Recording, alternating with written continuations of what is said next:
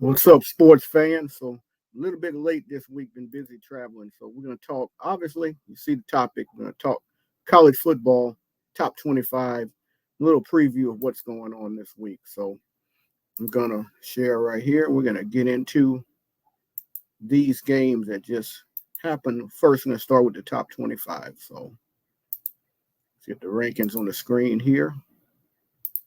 There we go. Make sure we're good. All right, so those are the top 25 rankings. We'll go over them a little bit and we'll talk about the games. So, number one team in the country this week coming in is Texas Longhorns. Not a surprise because the number two team, previously number one, Georgia, they had to struggle to pull off a close 1 point victory, I believe it was, against Kentucky. And that game right there was ugly.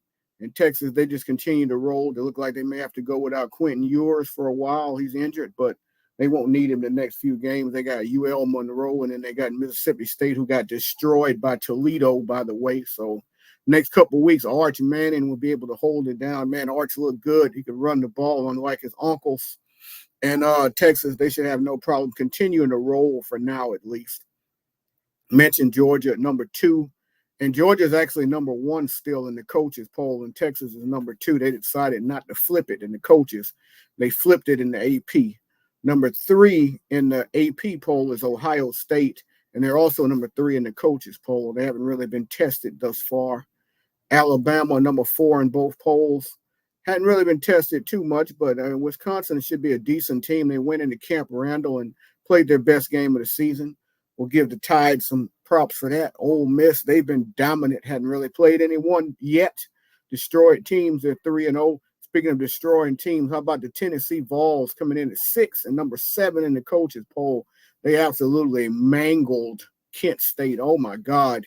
They led that game 65-0, I believe, at halftime. The final was 71-0 because they completely took their foot off the gas. But that game was so bad at one point they'd outgained them 625-23. That was a complete and utter domination, demolition derby style by the Tennessee Vols. They have a big game this week. We'll talk about that. Oregon's a big difference. Weird. They're number 9 in the AP, but they're number 6 in the coaches poll. We finally seen them finally have a decisive win this week because they've really struggled in their first 2 games. But they look like the Oregon of old this past week, so maybe they're getting it back together. Missouri's coming in at number 7 and number 8 in the coaches poll. Missouri, they had a little bit of a struggle with Boston College. Boston College was ranked at the bottom of the poll. Obviously, Bill O'Brien's got them playing pretty good, so Missouri drops a spot to 7 in the AP and actually stays the same at 8 in the coaches. But, yeah, Boston College gave them a tough challenge in Missouri. Number 8 is the Canes, and number 11 in the coaches poll. Miami Hurricanes, as we know, they've had their struggles over the last 20 years, but right now, look like they got that thing rolling. They spent that money. They spent the NIL money, well-spent money, because Cam Ward looks like the real deal Heisman candidate, and the ACC doesn't look that tough. I mean, you're looking at Florida State and you're looking at Clemson. Right now, I have to say the biggest competition is going to be Boston College or maybe Pittsburgh. I like the way Pittsburgh look. They got the young quarterback who was just at Zachary High School 2 years ago here in the Baton Rouge area. What a fantastic – he's been playing great ball for them. So I think you look at that Pittsburgh team, and their team that could pop up and do something. Oregon, I mentioned 9 and then 6, of course, in the coaches. Penn State coming in at number 10 and then number 9 in the coaches. Haven't really seen them get tested yet, but they'll get tested plenty in that Big Ten this year. USC number 11 and number 12. They, of course, had the big win week 1 against LSU, had the week off this week, 2-0 start. They got Michigan in a couple weeks. That'll be their big test. Utah coming in at number 12 and then number 10 in that coaches poll. The Utes, they got a nice win this week. They're 3-0 on the season. I think they're probably the favorite right now in the Big 12 if you really look at it. Kansas State, number 13 and 14, they're one of the favorites in the Big 12 right there. And speaking of favorites in the Big 12, they're all kind of lumped together because you go Kansas State right behind Utah, and then you go Oklahoma State at 14, and then 15, three teams. It's going to be interesting to see how they look when they play each other in that Big 12. Going to be an interesting conference to see who comes out. Former Big 12 team at number 15, now a member of the SEC, 15 and then 13. Boomer Sooners, Oklahoma, with a huge opportunity this week coming to Norman is Tennessee. I mentioned I'd talk about Tennessee a little bit later. The Vols, their first big test of the year, they come to Norman for a huge SEC game, and I mean a huge one. Big for both teams, big for Tennessee if they want to be a contender to be in that playoff. For Oklahoma, they got to have it if they want to be a contender to be in the playoff. But overall, big game, number 16 in both polls are the Bayou Bengals from right here in the Baton Rouge, LSU. They came from behind from 17-0, sort of a sloppy, not pretty win against South Carolina, but you grit out a win on the road in front of a hostile environment of people. You got to give them props for that. They move up one in the coaches and stay the same in the AP. Notre Dame's at 17 and then 18 in the coaches. The Irish, they look dominant for the first time this year against Purdue, as after last week's embarrassing loss to Northern Illinois, they had something to prove, and I think they wanted to come out and prove that, hey, we're just still a team that can make the playoffs and can still cause a lot of damage. Number 18 is number 18 is the Michigan Wolverines. 17 in the coaches poll. The Wolverines coming in. They haven't been very impressive this year. Of course, their big competition game, they took a big L. So Michigan hoping to get it together. They got USC coming up in a few weeks. Louisville coming in at 19, and then number 20 hadn't really been tested this year. We'll see if they're competition in the ACC. Iowa State at number 20. Their big win this year was against the Hawkeyes, their rival for the Cy-Hawk Trophy that got them into the top 25 at 20 and 21. 21 is Clemson, and 21 and 19. Clemson off this past week, got a big win the previous week after Georgia mauled them in the first game. But Dabo, of course, trying to show that his team is still competitive and still can win. Number 22 is Nebraska in both polls. Nebraska has been impressive under their new freshman quarterback. They've been dominant on the season, I tell you that so far. They destroyed Coach Prime and his boys just a little over a week ago. They're 3-0, and they got a big game this week against a team that's coming up at number 24. But before we get to number 24, number 23 is Northern Illinois. They pulled off the big upset over the Notre Dame Fighting Irish, and that's got them in the polls at number 23, up 2 spots from 25. They're actually not in the coaches poll, however. At 23 in the coaches poll is Memphis, who's not in the AP poll. Memphis, 3-0 in the season. They're one of the trendy picks all year to be that group of 5 team that makes the playoff. They went into Florida State and dropped the Noles to 0-3 in a dominant victory. The final score was a 1-score game, but they dominated, led it 20-3. Number 24, the Fighting Professor Mark Walters, the Illinois Illini, 3-0 on the season as they pulled off an upset against Kansas just a week ago. They're playing good football down there in Champaign. They have a big game this week as well, a top 25 battle against Nebraska, as I just mentioned, a battle of top 25 teams, 22 and 24. Illinois is unranked in the coaches, but 24 in the AP because Texas A&M is number 24 in the coaches, and they're also number 25 in the AP poll at 2-1. Their one loss was the first game of the season, a competitive loss, howbeit at home against the Notre Dame Irish. And number 25 is the UNLV Running Rebels in the coaches poll at number 25. So that's where we stand right here. So next, I want to look through some of these scores. I'm going to preview the games, though, is what I'm going to do next for this upcoming week. The first game that stands out, looking at the top 25 matchups, this one stands out, Illinois and Nebraska, one I just talked about. Nebraska's rookie quarterback, he's got 670 yards, 5 touchdowns, and 1 interception on the season. He's been playing really good ball for Nebraska, and he's hoping to keep the Cornhuskers rolling against a good Illinois team. They're actually a 7.5-point favorite. I would take Illinois on the point spread all day because I think it's going to be a competitive game closer than a touchdown, in my opinion. Look, and that game is Friday night, by the way, on Fox. So let's go to the Saturday night games. Saturday night games, you got Marshall versus the Ohio State Buckeyes. Ohio State shouldn't get tested in this game, even if they're 39.5-point favorite. Expect them to continue rolling. Then you got number 21, Clemson, playing in the morning against NC State. NC State was just ranked. I don't know if they have some injuries or what's going on with them, but they're 18.5-point underdog. I don't care if they have injuries or not. They were just ranked before Tennessee mangled them. I would definitely take them 18.5 points against Dabo. I don't think Clemson's going to roll them. I don't see it. I think Clemson wins that game. I think it's between 10 and 14, maybe even less than 10. Iowa State 21.5-point favorite over Arkansas State. They should steamroll Arkansas State without any issue. Penn State a 49-point favorite over Kent. I wouldn't bet on that game. Kent State, I mean, my God, that's the team that was completely embarrassed by Tennessee this week. So they're going for a second helping of top 10 embarrassment. Though I don't think Tennessee is going to beat them 71-0. Penn State's going to beat them 71-0. But I think Penn State may cover that 49 points. That game's going to be a romp. Number 11, USC Trojans, 5.5-point favorites at Michigan. Michigan's number 18 in the country. Michigan won a national championship last year, under Jim Harbaugh. They got the man now that loves the shit out of Jim Harbaugh, if you remember that interview. But I tell you, Michigan's not playing that great. So 5.5, I might would lay those points and take USC. But I think it's going to be around a 7-point game. So it's kind of a dangerous pick, in my opinion. LSU's giving 23.5 to UCLA. Man, UCLA is not that good.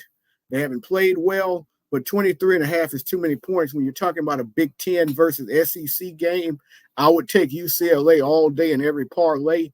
I think LSU is going to win that game, probably by 2 touchdowns, maybe 17 points, but 23.5 is too many. It actually went down a little. It was 24.5.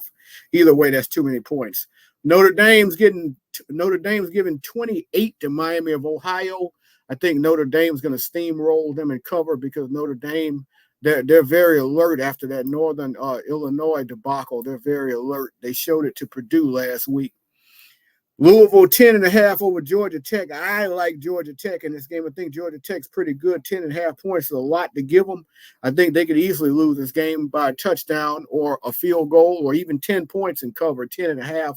I would definitely be all over Georgia Tech in that game. Northern Illinois is getting 13.5 giving 13.5 against Buffalo. I don't know much about Buffalo out of the MAC conference, but I know this. Northern Illinois' head's going to be really big from that Notre Dame win, and they got to maintain that. They're in the top 25 right now. I wouldn't bet on this game, but if I would probably take Buffalo. Utah and Oklahoma State, huge matchup, huge conference title implications early in the season in the Big 12, and Utah is a 2.5-point underdog on the road to Oklahoma State. Both teams 3-0. Boy, to me, that's a toss-up game, and 3.5 is that point spread where I probably would take Oklahoma State. If it was 3.5, I probably would take Utah.